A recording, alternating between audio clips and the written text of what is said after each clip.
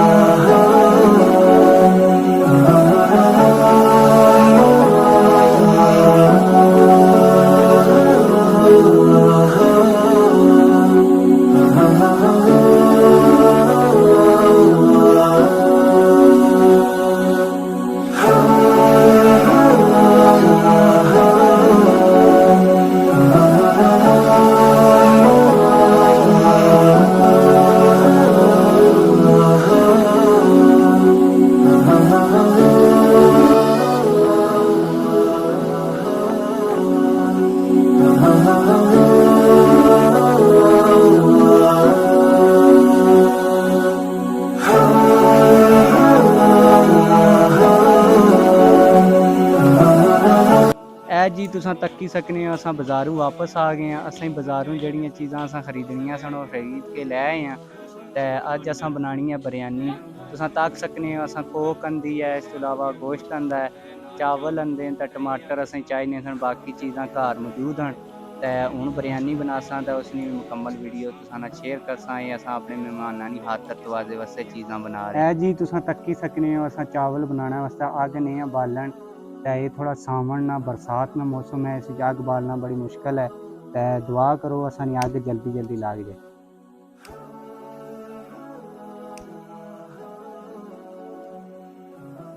अग कोई नहीं लगनी पे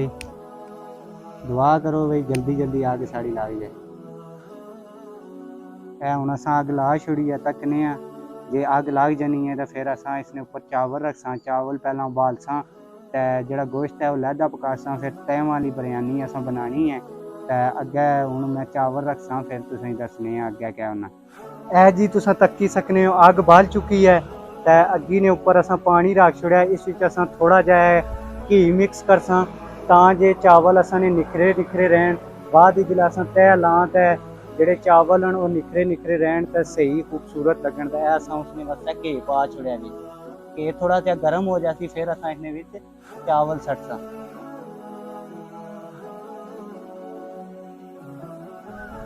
घी का पानी तकरीबन गर्म हो गया अग कियां कि तेज है तुसां तक्की सकने हो ये चावल हैं हुण असां चावल भी सट्टने उबलने वास्ते हुण असां चावल भी सट छोड़े चावलें थोड़ी देर असां बंद रखसां जिसलै गल जासन उस तो बाद असां गोश्त तैयार करसां ते फिर तय वाली बिरयानी बनासां वो भी तुसें दस्सां ए जी तुसां तक्की सकने हो असां हुण चावल उबाल लेंदे ते हुण असां गोश्त तैयार करसां ते फिर तय वाली बिरयानी तैयार होसी हुण गोश्त असां तैयार करने ते फिर तुसें दस्सांगे तय वाली बिरयानी किस तरह तैयार होंदी ए जी हुण तुसां तक्की सकने हो असां गोश्त तैयार करने वास्ते पहला घी सट्टिया ते घै विच हुण असां प्याज भी सट्ट दिंदे हुण प्याज दूई सूहे होसन फिर असां टमाटर पासां नाल ही गोश्त पासां ते फिर जिसलै गोश्त तैयार हो जासी उस तो बाद असां जेड़ा इन्हें चावलों दी तहवां ला के ते इसनूं दम ला देसां ए जी तुसां तक्की सकने हो तकरीबन प्याज साढ़े सूहे हो गए हुण असां नमक मर्च ते नाल ही टमाटर पासां इन्हां विच असां ने जी टमाटर सूहे हो गए हुण असां थोड़ा पुदीना सटसां इस विच ते हुण टमाटर नाल ही सटसां नाल ही हरियां मर्चां भी असां विच सटसां असां तक्की सकने हुण असां इस बिरयानी मसाला भी नाल ही सटसां ते जे अगर तुसां कोल थोड़ा कौरमा मसाला होवे तो वह भी तुसां थोड़ा सट देना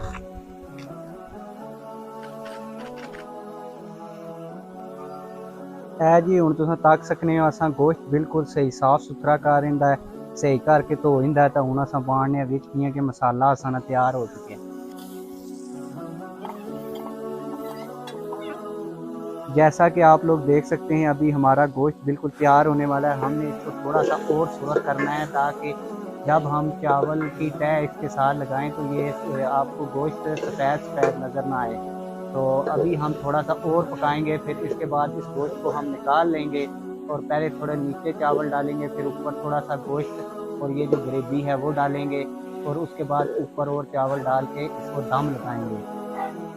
ਹੁਣ तुम तक्की सकने गोश्त बिल्कुल तैयार हो चुका है। हम इस हांडी कढ़ने हैं, कढ़ने तो बाद अस पहला चावल पासा फिर तैवा लासा नाल ही तुम दस सकते हो। तुम तक सकने हो अस पहला चावल सट्टे फिर बिच गोश्त सट्टिया, हम उपर और चावल सट्टांगे तो फिर उस बाद गोश्त और थोड़ा पा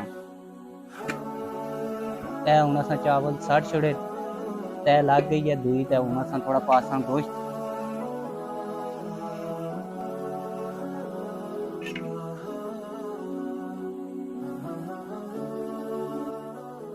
और चावल सड़सा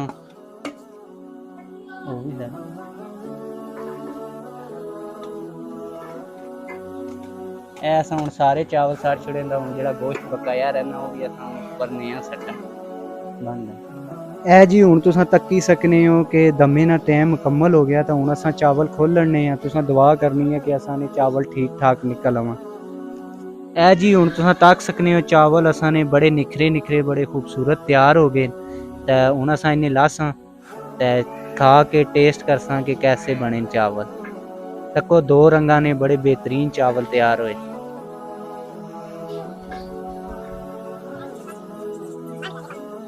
ए जी तुम तक्की सकने हो बड़े मज़ेदार चावल। मैं टेस्ट कर इन्हें फिर से टेस्ट करके दसना। ओहो बड़े खूबसूरत चावल बने जी। असानी बिरयानी तैयार हो चुकी है। थोड़ी देर तक मेहमान भी आ जासन तो अज ना व्लॉग इत्थे ही करने एंड व्लॉग तुसें पसंद आया तो व्लॉग की लाइक कर सो, चैनल की सब्सक्राइब कर सो।